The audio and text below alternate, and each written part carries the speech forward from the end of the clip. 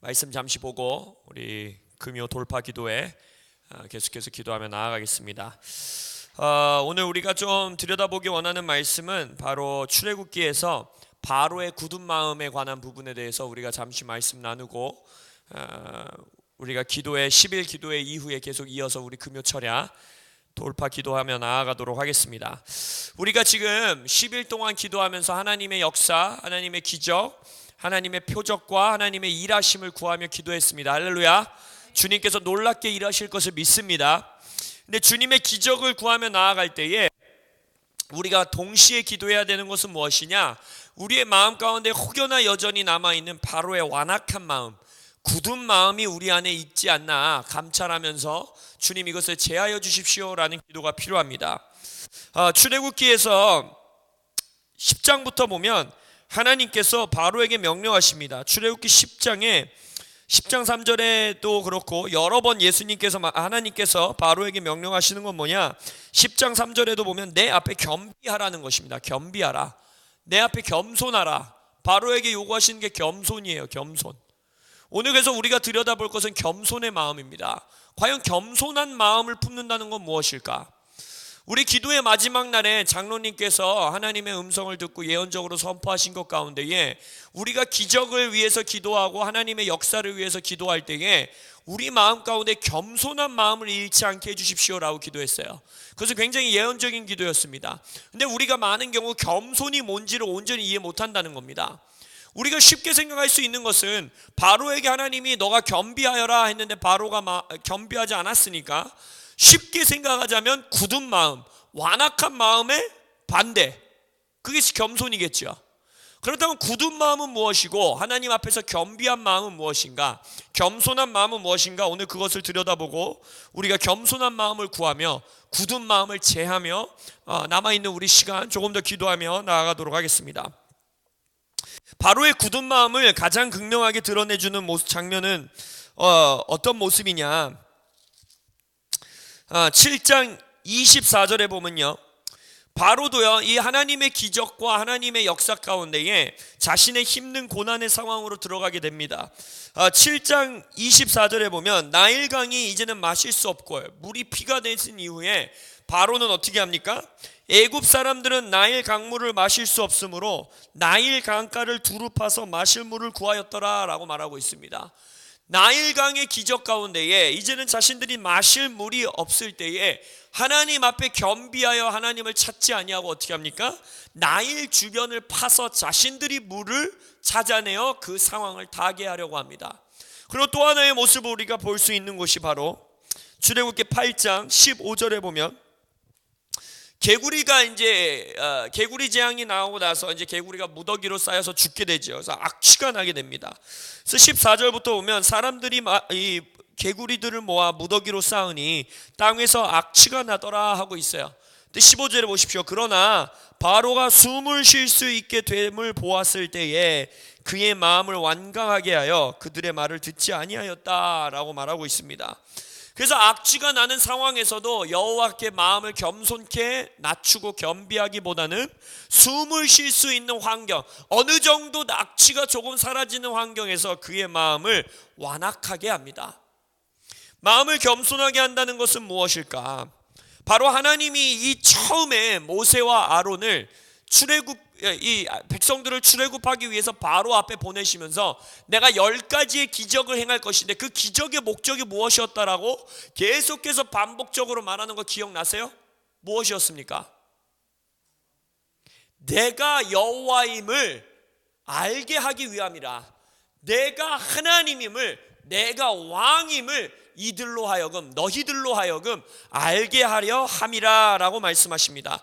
하나님이 하나님이시라는 것, 하나님이 왕이시라는 것을 지금 드러내기를 원한다는 것입니다. 그 완악한 마음, 굳은 마음은 바로 무엇이냐? 하나님을 하나님의 자리에 두기 싫어하는 마음인 것입니다. 하나님을 왕이라고 고백하기 싫어하는 마음, 그것이 바로 완악한 마음이고 굳은 마음이라고 주님은 지금 말씀하고 계시다는 것입니다. 출애굽기 10장 3절 아까 봤던 말씀에서 마찬가지로 하나님이 우리에게 요구하시는 것은 여호와 앞에 겸비한 마음입니다. 여호와 앞에 겸손한 마음입니다. 여기 성경에서도 볼 수 있다시피 기적을 행하고 하나님이 이적을 행하시는 일은 절대 어려운 일이 아닙니다. 더 어려운 일은 뭐예요? 바로의 마음을, 굳은 마음을 겸비케 하는 게 어려운 일이에요. 하나님이 기적을 행하시는 것은 하나님께 어려운 일이 아니고, 하나님은 언제 어디서든 하나님이 원하시는 때 급하고 강하게 일하실 수 있는 하나님을 우리가 믿습니다.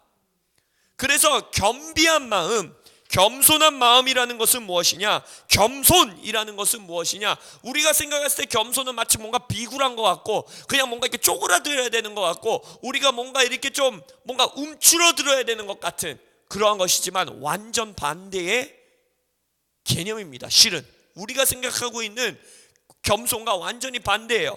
이 출애굽기의 상황을 볼 때에 우리가 알 수 있는 겸손이라는 것을 정의해 보자면, 왕을 왕으로 인정하고 그 왕을 왕으로 드러내기 원하는 마음, 그것이 겸손인 것입니다. 다시 반복합니다. 겸손이라는 것은 우리의 왕을 왕으로 인정하고, 그리고 그 왕을 왕으로 드러내기 원하는 마음, 드러내기 원하는 열정, 드러내기 원하는 열심, 그것이 바로 겸손이라는 것입니다. 이것을 예수님의 삶에서도 볼 수 있죠. 예수님을 무슨 왕이라고 부릅니까? 겸손의 왕이라고 부르잖아요. 예수님을 겸손을 가지고 있었다라는 것을 어떻게 알 수 있느냐? 내가 이 땅에 온 것은 아버지를 드러내려 함이니라 라고 말씀하시죠. 아버지를 아버지로 드러내려고 하는 마음이 그 아들 안에 있었기 때문에 예수님은 겸손한 자였던 것입니다. 예수님은 겸손의 왕이었던 것입니다. 그러니까 하나님께서 히브리서 11장 2절에서 뭐라 하십니까? 마지막 때에, 지금까지는 선지자들을 통하여 말하고 내가 기적을 통하여 말하고 내가 여러 가지 것들을 통하여 말하였지만, 나를 드러냈지만 이제는 무엇을 통해 드러내겠다라는 거예요? 예수 아들을 통하여 드러내기 결정했다라고 말씀하시지요. 하나님께서는 지금도 하나님의 왕 되심을, 여호와 되심을 온전히 드러낼 수 있는, 그 사람을 통해 드러낼 수 있는 공동체와 사람들을 찾고 계십니다. 왜곡 없이 왕을 왕으로 드러낼 수 있는 자들, 왕의 왕되심의 모습을 온전하고 완전하게 드러낼 수 있는 공동체, 그러한 교회, 하나님은 찾고 계시다는 것입니다. 근데 그 교회와 공동체가 어떤 공동체냐?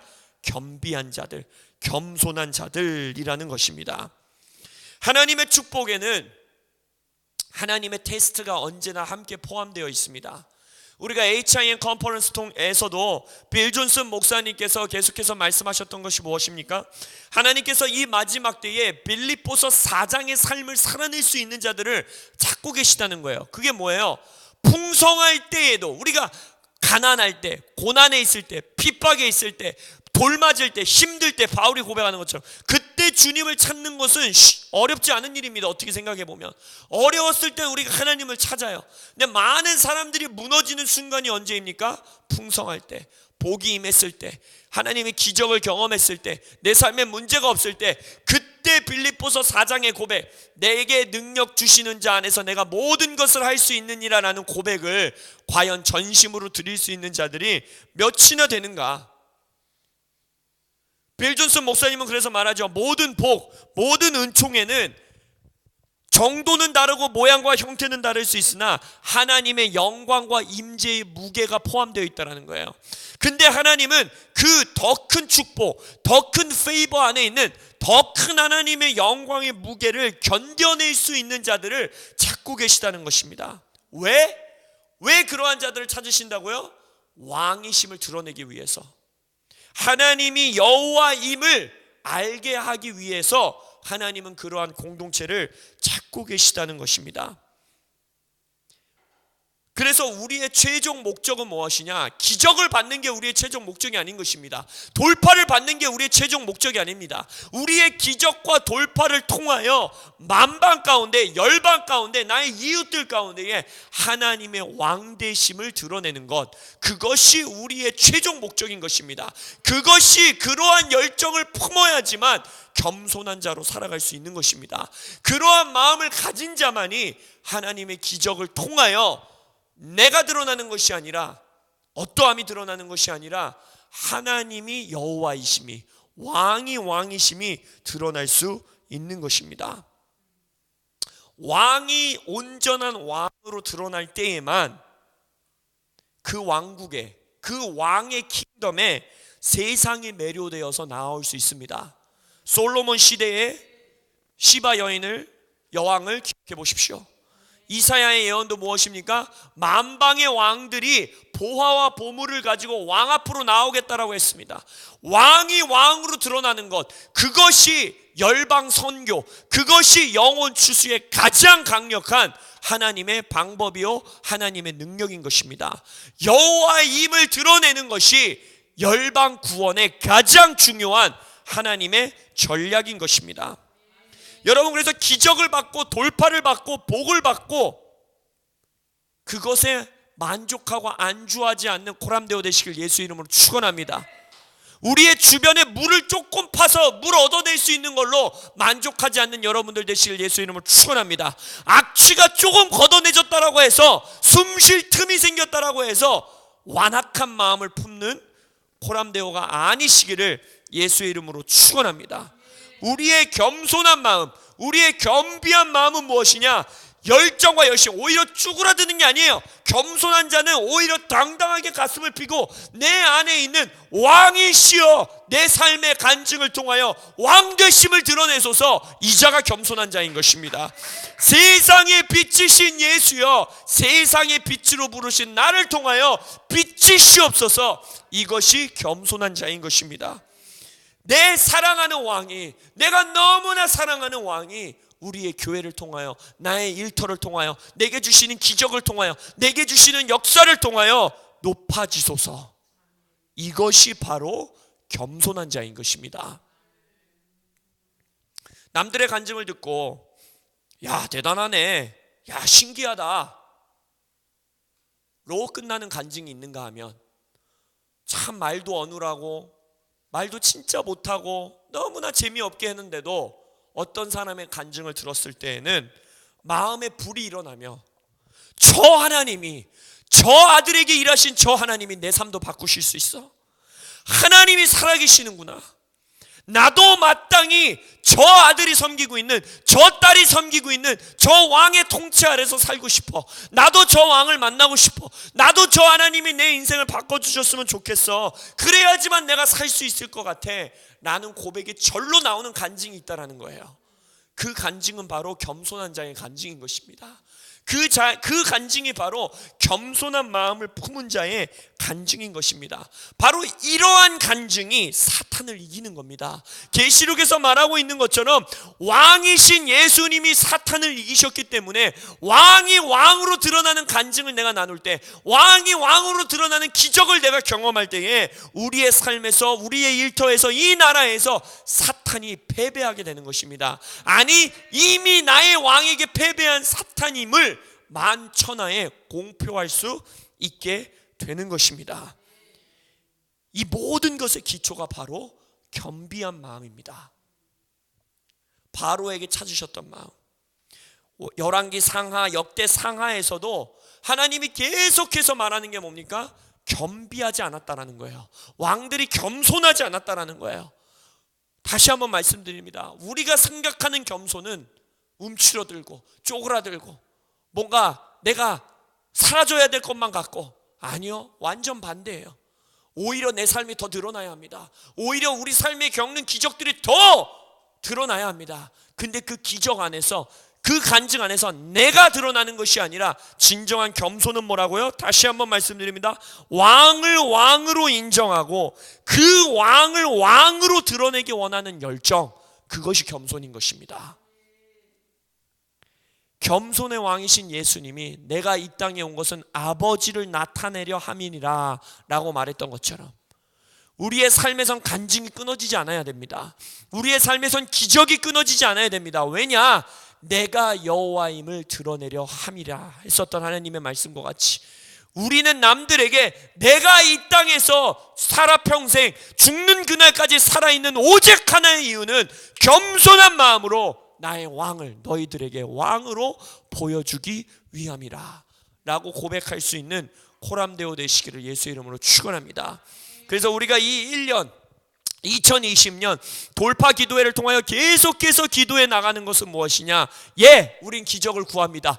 우리는 돌파를 경험해야만 합니다. 우리는 하나님의 역사를 보아야만 합니다. 우리의 삶의 간증들이 나타나야만 하고 우리가 10일 기도회 동안 기도했던 것처럼 우리가 간증들이 되어야 합니다. 근데 그게 우리의 최종 목적이 아니라 겸손한 마음에서 우리의 최종 목적은 무엇이냐?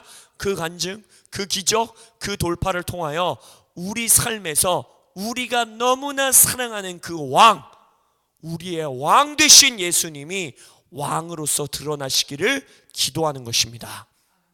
그래서 아까 에스더 말씀 보았듯이 우리의 왕을 두려워함으로, 우리의 왕을 또 사랑함으로, 아까 우리가 나눴던 그러한 간증처럼 나도 저 왕이라면, 나도 저런 왕이라면 그 왕의 통치 안으로 들어가고 싶다고 많은 영혼들이 코람데오 교회로 하나님의 나라로 몰려 들어오는 역사가 있을 것을 예수의 이름으로 선포합니다.